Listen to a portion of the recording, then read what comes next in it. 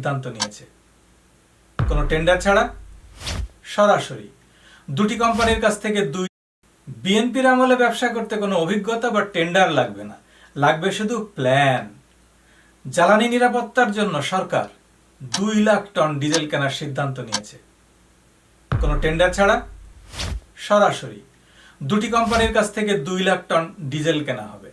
প্রথম company air energy AG, যার জন্ম 2023 সালের মার্চে, কাজের অভিজ্ঞতা শূন্য, এমনকি তাদের কোনো ওয়েবসাইটও নেই।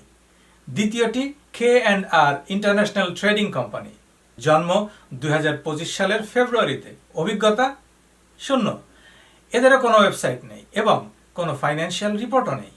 মানে এ দুটো প্রতিষ্ঠানই একদমই ফ্রেশ এবং এরা কখনোই কোনো ব্যবসা করেনি। এমন দুটি কোম্পানির হাতে 2 লাখ টন ডিজেলের পারচেস অর্ডার। প্ল্যানটা কি দারুণ দেখেছেন তো? আগে কোম্পানি বানাও, তারপরে সংকট সৃষ্টি করো, এরপর সেই কোম্পানি থেকে চড়া দামে তেল কেনো আর পাত্তি কামাও। আরো মজা আছে, কোম্পানিগুলোর সদর দপ্তর কোথায় জানেন? প্রথমটার সুইজারল্যান্ডে এবং দ্বিতীয়টার ইংল্যান্ডে, মানে টাকা যাবে সেফ জায়গায়। আর আমরা থাকবো লাইনে তেলের জন্য, অন্যদিকে ওরা গুনবে পেট্রোডলার। এই দেশে রাজনেতাদের প্রচুর মেধা, কিন্তু তা দেশের কল্যাণে ব্যবহার হয় না, ব্যবহার হয় সিস্টেম করতে।